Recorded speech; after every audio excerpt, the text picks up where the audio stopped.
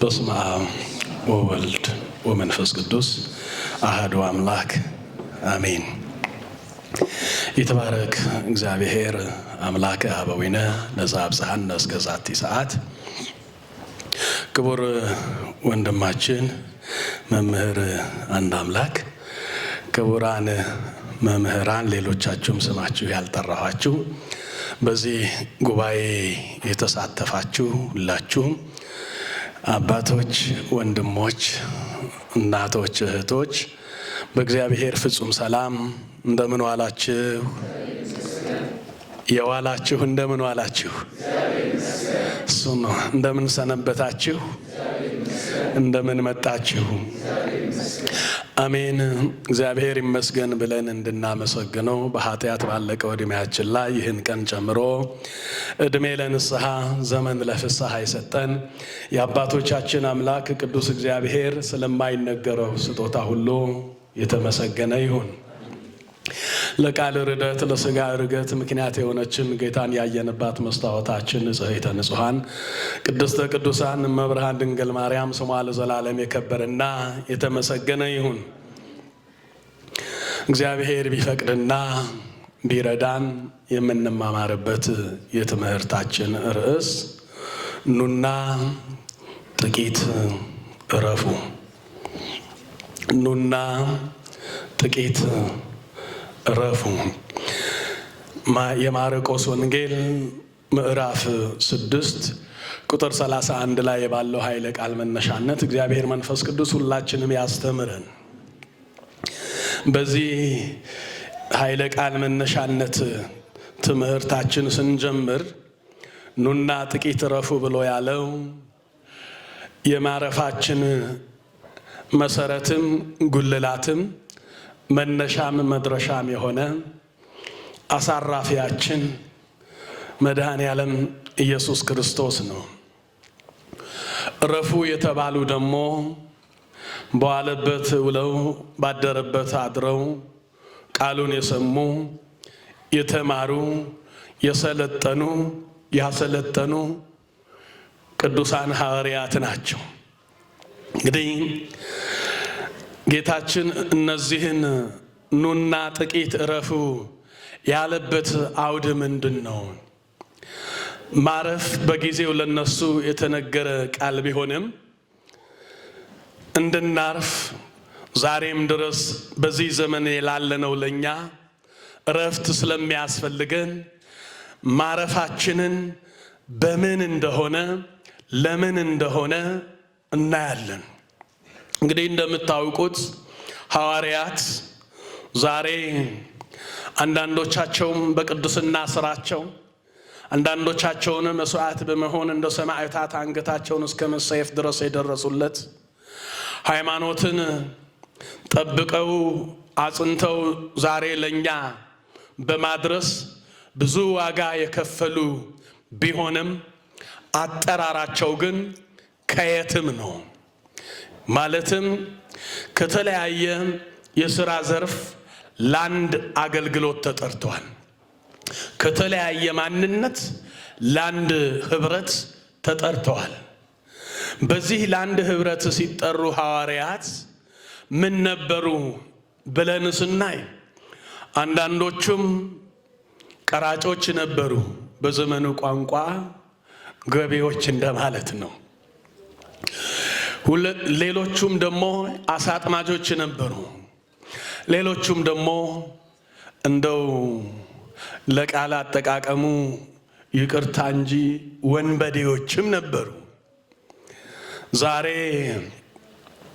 በቤተ ክርስቲያናችን እንደ ብርሃን እየበራ ስማቸው የሚጠራው እነ ሐዋርያው ቅዱስ ጳውሎስ የተጠሩበትን አጠራር ታውቃላችሁ። እነ ቅዱስ ጴጥሮስም ከምን እንደተጠሩ ታውቃላችሁ። እነ ማቴዎስ ደግሞ ከቀራጭነት የተጠሩ፣ እነ ጴጥሮስ ከአሳ አጥማጅነት፣ ሐዋርያው ቅዱስ ጳውሎስም ደግሞ ከቋንጃ ቆራጭነት ወይንም ደግሞ ክርስቲያንን ያሳድድ ከነበረበት ግብር የተጠሩ ናቸው። በዚህ ሁኔታ ግን የተጠሩትን ሐዋርያት ኑና ጥቂት እረፉ የተባሉበት ዘመን ላይ በዚህ ግብራቸው ሆነው አይደለም። ትላንት የነበሩበትን ማንነት በተጠሩበት ጥቂት እረፉ በተባሉበት ቀን አንድ አይነት ግብር ኖሯቸው አይደለም። ጌታችን መድኃኒታችን ኢየሱስ ክርስቶስ በዘመነ ሥጋዌው ብዙ ካስተማረ፣ ከመከረ፣ ከነገረ፣ ካሰለጠነ በኋላ እነዚህ ሰልጣኞቹ ሐዋርያት በዘመኑ ቋንቋ ትሬኒንግ እንደመውጣት አይነት እነሱ ቀድሞ ይልካቸውና እያስተማሩ እየተለማመዱ በሞት በትንሣኤ በእርገት ያዩትን አምላክ ከዛ በኋላ ከነሱ መለየቱ የሚደርስበት ጊዜ እውን በመሆኑ ከማረጉ በፊት እየተዘዋወሩ እንዲያስተምሩ ነገ ስለሚደርስባቸው መከራና ፈተና ዛሬ አብሯቸው ሙሽራው ባለበት ጊዜ እንዲለማመዱ ይልካቸው ነበር። በላካቸው ጊዜ እያስተማሩ ይውሉና የዕለት ውሏቸው አስተምህሯቸው የሰጡትን የተቀበሉትን ሲሰጡ የዋሉትን በደብረ ዘይት ተራራ ላይ ማታ ክርስቶስ መምህራቸው፣ አሰልጣኛቸው፣ አዳኛቸው ቁጭ ብሎ ይጠብቃቸው ነበርና የዕለት ውሏቸው እየመጡ ይነግሩት ነበር። በሚነግሩት ጊዜ የሰሩትን ስራ በማጣጣል ሳይሆን ይልቅ ዋጋ ያለውን ስራ እንደሚያገኙ ይነግራቸው ነበር። እነሱ በሰሩት ስራ ይገረማሉ። ሰው ጥቂት ሲሰራ ይገረማል፣ ጥቂት ሲሆንለትም ይደነቃል። ይህ የሰው ባህሪ ነው፣ የሥጋ ባህሪ ነው። እግዚአብሔር ግን ብዙ ማድረግ የሚቻለው እንደሆነ ስለሚረዳ አድራጊዎችም በእግዚአብሔር ቸርነት በሱ ረዳትነት እንደሚያደርጉ አለመረዳታቸው ስለሚያውቅ የሰሩትን ስራ ባያቀለውም እንደ ቀላል ይቆጥርባቸው ነበር።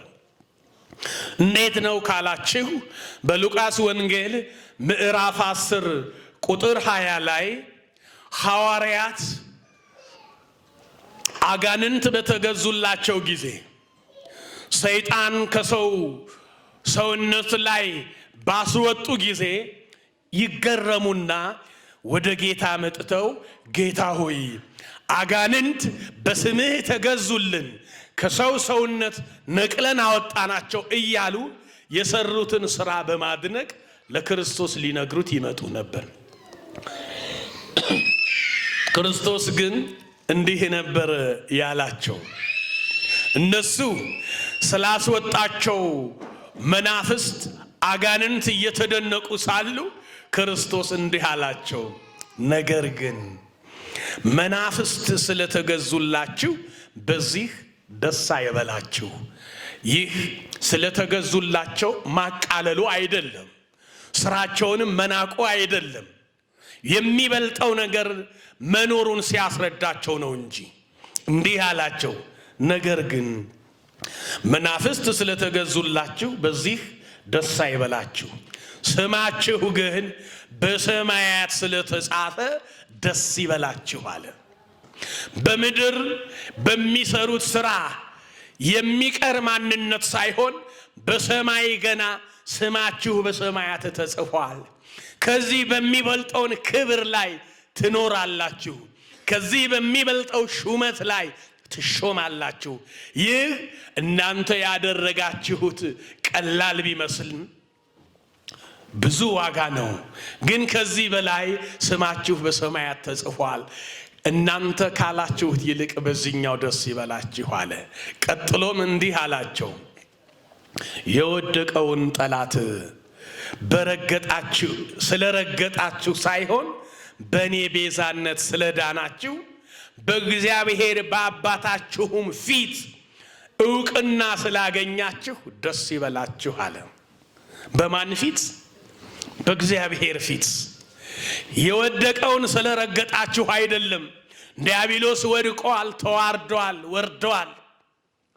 ይህንን መናፍስት የዲያብሎስ ተላላኪዎች ናቸው። በዚህ አይግረማችሁ፣ አይድነቃችሁ። ከዚህ በላይ አግኝታችኋል። ያገኛችሁትን ስላላወቃችሁት ነው እንጂ፣ የሆነላችሁን ስላልተረዳችሁ ነው እንጂ አጋንንትን ማስወጣት ለእናንተ ቀላል ነው። መናፍስትን ከሰው ማስወጣት ቀላል ነው። ከዚህ በላይ ተደርጎላችኋል። በእኔ ቤዛነት ድናችኋል አላቸው። በእኔ ቤዛነት። የክርስቶስ ቤዛነት ሥጋ በመቁረስ ደም በማፍሰስ ነው። የክርስቶስ ቤዛነት ከክብር በመዋረድ ሌላውን ለማክበር ነው። የክርስቶስ ቤዛነት ከትህትና የወደቀውን የሰው ልጅ ወደ ልዕልና መመለስ ነው። የክርስቶስ ቤዛነት ሰው ለመባል ያለበቃው ባሪያ ተብሎ የተጠራው የዲያብሎስ ተገዢ የሆነውን የሰው ልጅ ከዲያብሎስ ግዛት ነፃ በማውጣት የእግዚአብሔር ልጅነትን መስጠት ነው። በዚህ ቤዛነትን ተጠርታችኋል። ይህንን የቤዛነት ዋጋ ከፍዬላችኋለሁ። በዚህ ደስ ይበላችሁ። ወገኖቼ በሥጋ ስለሞላልን ነገር እየተደነቅን ከሆነ እግዚአብሔር ያደረገልንን እንዳንረሳ። በድካማችንን የሞላልን ጥቂት ቢሆንም በብዙ ድካም ዋጋ የከፈለልን ክርስቶስን እንዳንረሳ። እግዚአብሔርነቱ ከራሱ ጋር እያለ የሰው ልጅ ሰው ከመባል ወርዶ ተዋርዶ ከነበረበት ማንነት የእግዚአብሔር ልጅነት የጸጋ እግዚአብሔርነት የሰጠው እግዚአብሔር ነው። ከዚህ በላይ ክብር የለም። በሥጋዊ ሹመት ተሹማችሁ ከሆነ ተደስታችሁ ሊሆን ይችላል። አትደሰቱ ማለት አይደለም። ከዚህ በላይ ሰው ተብሎ ከመጠራት በታች ወርደን የነበርነው የሰው ልጆች ሰው እንድንባል ከዛም በላይ አማልክት ዘበጸጋ ወይንም ደግሞ በጸጋ እግዚአብሔር እንድንባል በተዋህዶ የተዋረደውን ሥጋ በማክበር እግዚአብሔርነትን ሱታፌ እንድንሳተፍ ያደረገን እግዚአብሔር የሱ ውለታው ብዙ ነው። እሱ የከፈለልን ዋጋ የሾመንን ሹመት እጅግ በጣም ብዙ ነው። በብዙ ስላከበረን ለዚህ ከመውረድ ከመዋረድ ለይቶ አክብሮናል። ከዚህ ሁሉ ስጦታ በላይ በጸጋ ከተቀበላችሁ ስጦታ ይልቅ በእኔ ቤዛነት የዳናችሁትን መዳን ይበልጣል እያለ ለሐዋርያቱ ይነግራቸው ነበር። እነሱ ጥቂቱ ሲያስደስታቸው እዙ በብዙ አስገረማቸው። ይሄም አልበቃቸውምና እንደገና በማርቆስ ወንጌል ምዕራፍ 6 ላይ እየተዘዋወሩ ያስተማሩትን የሰሩትን ሥራ እየመጡ ነገሩት። እንኳን አይደለም የሚያደርጉትን ሥራ ገና ከመጠራታቸውን አስቀድሞ ነገ የእግዚአብሔርን ድንቅ ምስክር መሆን እንደሚችሉ ስለተረዳ ነገ ስለሚያገኛቸውን ነገር እንዲጸኑ እንዲበረቱ ዛሬ በፊቱ እያላከ ያበረታ ያጸናቸው ነበር። ይህን ያደረጋቸውን እግዚአብሔር በደብረ ዘይት ተራራ ላይ አሁንም ቁጭ ባለበት መጡና ድንቅ ድንቅ የተሰሩ ሥራዎች እንዲህ ተሰርቷል እያሉ መጥተው ነገሩት። ሲነግሩት እንዲህ አላቸው፣ የነገራችሁኝ ነገር እንዳለ ሆኖ አሁን እናንተ እስቲ ጥቂት ረፉ አላቸው። ለምን? መቼም ምድራውያን ሐሳባቸው ይሳካ ይሟላ እንጂ በገጣባ አህያ ያችን ገጣባነቱን ሳያዝኑላት የፈለጉትን ጭነት ይጭኗታል። ታድርስላቸው እንጂ ህመሟን አይገባቸውም።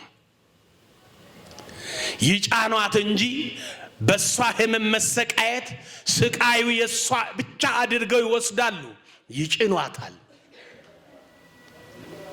ጭኗትም ከነህመሟ ማድረግ ያለባትን ባለቃዋ በጌታዋ የታዘዘችውን ታደርጋለች። ህመሟን ቢብስባትም ሰሚ የላትም፣ ይህንን ታደርጋለች። ግን ክርስቶስ እንደ ገጣባ አህያ ጌታ ከነ ህመም የሚጭን አምላክ ስላልሆነ ህመምን አሳርፎ ሕክምና ሰጥቶ መድኃኒት ሰጥቶ የሚልክ ጌታ ስለሆነ ሐዋርያትም በመጠራታቸው ዛሬ የሚያደርጉትን ጥቂቱን ሳይሆን ነገ የሚገጥማቸውን ብዙውን ስላለ መጀመሪያ እያከመ ይልካቸው ነበር። ይህንን እንደ ሻማ እየቀለጡ ዓለምን ሊያበሩ እንደሚችሉ ያውቃል። ዛሬ ግን እንደ ሻማ ከመቅለጣቸውን በፊት ይህንን ጥብዓት እንዲኖራቸውን ስለሚፈልግ ያበረታቸው ነበር። እነሱ ከሚፈሰው መቅረዛቸው ሞልቶ ከሚፈሰው ላይ እንዲያፈሱ እንጂ ከጥቂት ካለቻቸው ነገር ላይ እንዲያንጠባጥቡ አይደለም የሚፈልገው የነበረው። በብዙ እየሞላ ያቆያቸውና ከነሱ ከተቀበሉት ላይ ለሌላ እንዲሰጡ ነበር የሚያስችላቸው። እንደ መቅረዝ ዘይት ለሌላው እየተሞሉ የሚያበሩ እንጂ የነሱን የመቅረዛቸውን ዘይት አልቆ በማንጠባጠብ ጥቂት እንዲሰጡ አይደለም እግዚአብሔር ይፈልግ የነበረው። እኛ ለምናገለግላቸውን እያሰብንላቸው እንደምንኖር ሳይሆን እግዚአብሔር ለሚያገለግሉት በብዙ ያስብላቸው ነበር። የጎደላቸው ስለነበረ ኖስቲ እናንተም ደግሞ ጥቂት ረፉ፣ ጉለታችሁ ሙሉ፣ ህመማችሁ ታከሙ፣ ጎዶሏችሁን እንደገና ይሙላ እያለ እነሱን ኑ እያለ ጥቂት እንዲያርፉ እንዲጽናኑ ቃሉን እንዲሰሙ ያደርጋቸው ነበር። ይሄ ሲያደርጋቸው በሐዋርያት ላይ የነገ ጥባትነቱን ብቻ ሳይሆን የዛሬ ጉድለታቸውን ጥቂት በመስራታቸው የሚደነቁ እንደሆኑ ተረቷቸዋል። ጥቂት ስንሰራ ያለኛ ቤተ ክርስቲያን የማትቆም የሚመስለን ብዙዎች አለን። ጥቂት ስንሰራ ክርስትና በእኛ ልፋት ብቻ የጸናች የቆመች የሚመስለን አለን። ጥቂት ስንሰራ አገልግሎቱ ከኛ ወዲያ ይቅር ብለን የምንላለን። ጥቂት በመስራታችን የምንመጻደቅ የዘመኑ ክርስቲያኖችም ስለምንኖር ሐዋርያትም ጥቂት በመስራታቸው ስለተደነቁ ኑ ገና ጉለት ይታይባችኋልና ልሙላችሁ እያለ ጠራቸዋል። እግዚአብሔር በጉለታችን እሱ ይሙላል። አሁን የሞላ የፈሰሰ አገልግሎት የምናገለግል የሚመስለን የጎደለን ግን የተየለሌ እንዳለ ስለሚረዳ ኑ ጥቂት ረፉ ይላቸዋል። አንዳንዴ ብዙ ማዕድ አዘጋጅተው ባለማረፍ እነሱ ማረፍ እየተገባቸው እነሱ ሳያርፉ ማዕዳቸው ለሌላ ሲያበሉ የሚታዩ ብዙዎች ይስተዋላሉ። በብዙ ልፋት የተሰራ ጉባኤ፣ በብዙ ድካም የተሰራ ጉባኤ እነሱ ሳይማሩ ሌሎች እንዲማሩ የሚጋብዙ አሉ። ለነዚህ ነው ጥቂት ማረፍ መማር ያስፈልጋቸዋል። ጉባኤውን መዘጋጀቱን እንጂ መማሩ የነሱን አገልግሎት የማይመስላቸው፣ ማወቁን የነሱ አገልግሎት የማይመስላቸው። አንዳንዴ በዚህ ዓለም ላይ እንደምታዩት ሰው ድግስ ይደግስና ብዙ ድግስ ሰርግ ይደግስና የጠራቸውን እንግዶች አብልቶ ይጨርስና ማታን ራሱን ሲያየው በሞላ ድግስ ሌሎች መጥተው በልተው ጠግበው ሲሄዱ ምግቡ አልቆበት እንዴ ድካም እንጂ መብላት የማይገባው የሚመስለው የዕለት ደጋሽ አይታችሁ አልገጠማችሁ? እንግዳ ይብላ እንጂ እኛ በኋላ እንበላለን። ምን ማለት ነው? መንፈሳዊ አገልግሎትም እንዲህ ነው። የጠራናቸውን ይወቁ ይማሩ እንጂ እኛ የፈለግነውንና ያሰብነው ጉባኤውን መዘጋጀቱን እንጂ በጉባኤው ላይ ሌሎች ሊቀየሩ እንደምንፈልገው እኛ መቀየር የማንፈልጋለን። ኑና ግን ጥቂት ረፉ አላቸው። ሲላቸው ያለበት ምክንያት ጉለት እንደነበራቸው ስለሚያውቅ ነው። ማረፍ ለሁሉም ስለሚገባ እረፍታቸውን ስለሚፈልግ መባከናቸውን ስለማይፈልግ እረፍት በጥቅሉ በሶስት ይከፈላል። እሱ ያላቸውን እረፍት የትኛውን እረፍት እንደሆነ ከዚህ ትወስዳላችሁ። እረፍት በሶስት ይከፈላል። የመጀመሪያውን እረፍት ጊዜያዊ እረፍት ነው። ሁለተኛ እረፍት ስጋዊ እረፍት ነው። ሶስተኛው ዘላለማዊ እረፍት ነው። ስጋዊ ጊዜያዊ እረፍት የምንለው በስራ ስለደከምን የምናርፈው፣ በውጣ ውረድ ስለደከምን የምናርፈው፣ አይምሮአችንን አንዳንዴ እረፍት የምንፈልግ ሰዎች አለን። ይህ ጊዜያዊ እረፍት ነው። በዚህ ጊዜያዊ እረፍት ማንንም ሊደሰት አረፈን እንመጣለን ያልነው እኛ እንኳን ባዝነን እንመለሳለን እንጂ አርፈን አንመለስበትም። ስጋዊ እረፍት ደግሞ አለ።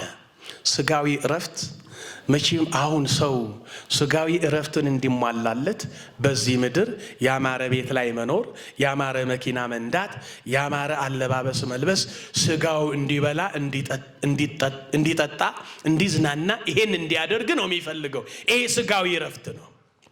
የውጩን ዓለም አላሳርፍ ብሎን ተጨንቀን ባዝነን አዝነን እስቲ ቤቴ ልግባ በብዙ ሚሊዮኖችን የገዛናቸውን መኪናዎች ውስጥ ገብተን ቴፑን ስንከፍተው የሚያሳርፍ ሳይሆን የሚያሳዝን ነው። ሬዲዮኑ ስንከፍተው የሚያሳዝን እንጂ የሚያሳርፍ አያሰማን።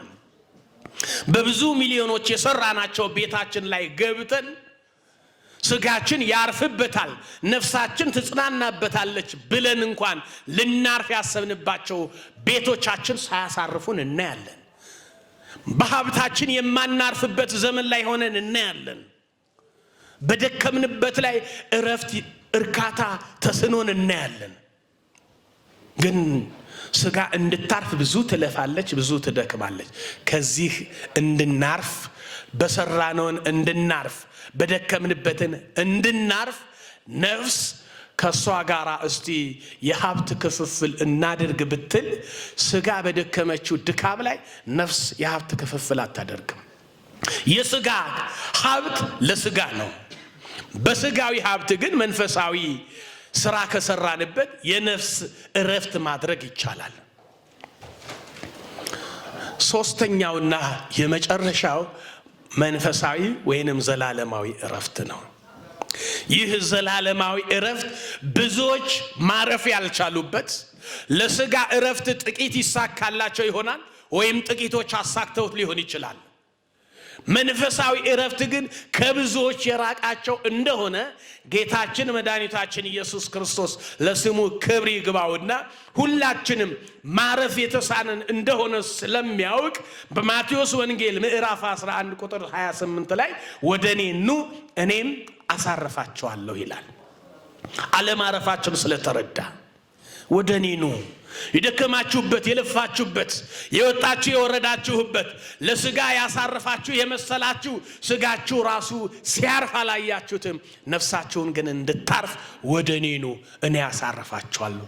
ካለ እግዚአብሔር ሊያሳርፈን የሚችል ማንም ስለሌለ ንብረታችንን ማረፊያን ሲሆን አላየንም።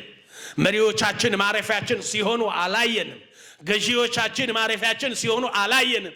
ሊያሳርፈን የሚችለው መጋቢያችን፣ ገዢያችን፣ ፈጣሪያችን ኢየሱስ ክርስቶስ ብቻ ነው። ከሱ ውጪ ማረፊያ ስለሌለን ወደ እኔ ኑ እኔ ማሳረፋቸዋለሁ። ስለዚህ ይህንን እረፍት ለማግኘት ምን ማድረግ ይኖርብናል ካልን እነዚህን 3 ነገሮች አሉ። እነዚህን አንስተን ትምህርታችን እንጠቀልላለን። ወደ እኔ ኑ እኔ ማሳረፋቸዋለሁ ያልን ጌታ እንዲያሳርፈን ምን ማድረግ ይኖርብናል? ወይንም ዘላለማዊ እረፍት ለማድረግ ምን ማድረግ ይኖርብናል? አንደኛው ይሄንን እረፍት ለማረፍ የመጀመሪያ ቃሉን መስማት። ቃሉን መስማት ለእረፍታችን የመጀመሪያ ስለሆነ ቃሉን የምንሰማው ለምንድነው ካላችሁ በመጽሐፈ ምሳሌ ምዕራፍ 1 ቁጥር 33 ላይ እንዲህ ይላል ጠቢቡ ሰለሞን፣ ቃሌ የሚሰማ በእርጋታ ይቀመጣል ይላል። በምን ይቀመጣል? በእርጋታ። አሁን ተረጋግቶ የተቀመጠ ማንም ስለሌለ፣ ዓለም ያረጋጋችው ስለሌለ፣ ዓለም ያሳረፈችው ስለሌለ ቃሉን የሚሰማ በእርጋታ ይቀመጣል። ይህ ማረፊያችን ስለሆነ እንድናርፍ ቃሉን መስማት አለብን። አሁን ቃሉን ለመስማት፣ ለመማር፣ ለመረዳት፣ ለማወቅ የመጣችሁም ያልመጡትንም ይሄንን ቤተ እግዚአብሔርን የምትፈልገውን የቃለ እግዚአብሔርን ድምፅ የምትሰሙበትን ይሄንን ጉባኤ እንዲፈጸም እንዲሳካ ለስንቶቻቸው ስንት ጊዜ የጥሪ ወይንም የልመና ነገር ደርሷችሁ ሊሆን ይችላል። እንዳትቀር እያለ ያስጠነቀቃችሁ ጓደኛ ስንት ይኖር ይሆናል። እናንተና እግዚአብሔር ተፈታተኑ እንጂ ይህንን ጉባኤ ጨንቋችሁ ለነፍሳችሁ የሚጠቅማችሁ እንደሆነ አውቃችሁ ስጋ ብቻ አይደለም ነፍሳችሁ የምታርፍበት እንደሆነ ተረታችሁ የመጣችሁ ስንታችሁ እንደሆናችሁ እናንተና እግዚአብሔር ተዋወቁ። ነገር ግን ቃሉ እንዲህ ይለናል፣ ቃሌን የሚሰማ በእርጋታ ይቀመጣል። ቃሉን መስማት በእርጋታ ይቀመጣል፣ የስጋንም የነፍስንም እረፍት ያሰጣል ማለት ነው።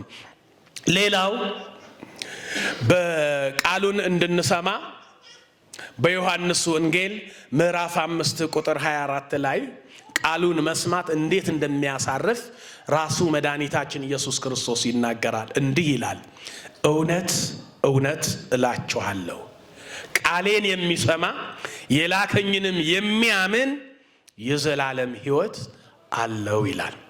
ምንን የሚሰማ? ቃሌን የሚሰማ። ቃሌን የሚሰማ የዘላለም ሕይወት አለው። ይህን ቃሉን መስማት ከማሳረፍ በላይ ሕይወት የሚሰጥ ነው። ስለዚህ ሕይወት የሚሰጠው የሚያሳርፈው ከመባዘናችን፣ ከመጨነቃችን፣ ከልጅነት ማንነት ወጥተን በባርነት ከመጋዛት አላቆ ልጅ ተብለን የምንጠራበት ስራ ግብር እንዲሰጠን ቃሉን መስማት የመጀመሪያው ወደ እኔ ኑ እኔም አሳርፋቸዋለሁ ብሎ ያለውን ክርስቶስ ጥሪውን መስማት ማለት ነው። እግዚአብሔር እንድናርፍ ጥሪ ያቀርበዋል። ጥሪ ሲያቀርብ ደግሞ እኛ የመጀመሪያውን ጥሪው የምንመልስለት ቃሉን በመስማት ነው ማለት ነው። ሁለተኛ ወደ እኔ ኑ እኔም አሳርፋቸዋለሁ ያለውን ክርስቶስ እንዲያሳርፈን ምን እናድርግ? ሁለተኛው ንስሐ መግባት። ንስሐ መግባት የሚያሳርፍ ስለሆነ ሐዋርያው ወንጌላዊ ቅዱስ ሉቃስ በሐዋርያት ሥራ ምዕራፍ 3 ቁጥር 19 ላይ እንዲህ ይላል፣ እንግዲህ ከጌታ ፊት የመጽናናት ዘመን እንዲመጣላችሁ አስቀድሞም ለእናንተ የመረጠውን ኢየሱስ ክርስቶስ እንዲልክላችሁ ኃጢአታችሁ ይደመሰስ ዘንድ ንስሐ ግቡ ይላል። ምናችሁ እንዲደመሰስ? ኃጢአታችሁ። እንኳን ኃጢአትን ያህል የመደምሰስ ይቅርና ምድራዊን ዕዳ እንኳን መሻር ምን ያህል የሚያሳርፍ ይመስላችኋል? ምድራዊ ዕዳ ያለበት ሰው ዕዳውን አስጨንቆት ለዘመናት ቢኖር የሆነ ወቅት ላይ ዕዳህን ተሽሮልሃል፣ ዕዳህን ተነስቶልሃል ቢባል ምን ያህል የሚያስደስተው እንደሆነ ታውቃላችሁ? ከዕዳ በላይ ደግሞ ዕዳ የሆነውን ኃጢአት ተደምስሶልሃል መባል ምን ያህል የሚያስደስት መሰላችሁ? ኃጢአታችሁን ይደመሰስ ዘንድ ንስሐ ግቡ። ንስሐ ብዙ ጉዞ የሚያስጉዝ ብዙ ርቀት የሚያስኬድ አይደለም። ጥቂት አስበው ጥቂት አልመው ከዛ በኋላ ብዙ ሸክም የሚያራግፉበት ስለሆነ ንስሐ እንድንገባ አምላካችን እግዚአብሔር እንደው የደነደነው ማንነታችንን እንዲመልስልን የእሱ ፈቃድ ይሆንልን። የመጨረሻው ስጋና ደሙን፣ ስጋውን መብላት ደሙን መጠጣት። ወደ እኔ ኑ እኔም አሳርፋችኋለሁ የሚለውን ቃል እግዚአብሔር እንዲያሳርፈን እንድናርፍ ከፈለግን ስጋውን እንብላ፣ ደሙን እንጠጣ። ለምን? ስጋዬን የበላ ደሜንም የጠጣ የዘላለም ሕይወት አለው። ይሄ ምድራዊን ብቻ አይደለም፣ ዘላለማዊ ሕይወት አለው። ስለዚህ ስጋውን ለመብላት ደሙን ለመጠጣት እግዚአብሔር ያብቃን። ወደ እኔ ኑ እኔም አሳርፋችኋለሁ ያለውን እግዚአብሔር መቼም የምድራዊ ገዢ ድምፅ ቢሆን ኖሮ ቶሎ ሮጠን ነበረ ቦታ የምንይዘው፣ ቀድመን ነበር ቦታ የምንይዘው። ሰማያዊው አምላካችንን ወደ እኔ ኑ እያለ ጥሪ ሲጠራን እሱ ደግሞ ሸክማችን ሊያቀል ሕማማችንን ከኛ አንስቶ ጤና ሊሰጠን ወደ እኔ ኑ እኔም አሳርፋችኋለሁ ያለውን እግዚአብሔር ቃሉን ሰምተን ንስሐ ገብተን ስጋና ደሙን ተቀብለን የምናርፍበት ሕይወት እንዲሰጠን የእሱ መልካም ፈቃድ ይሆነልን።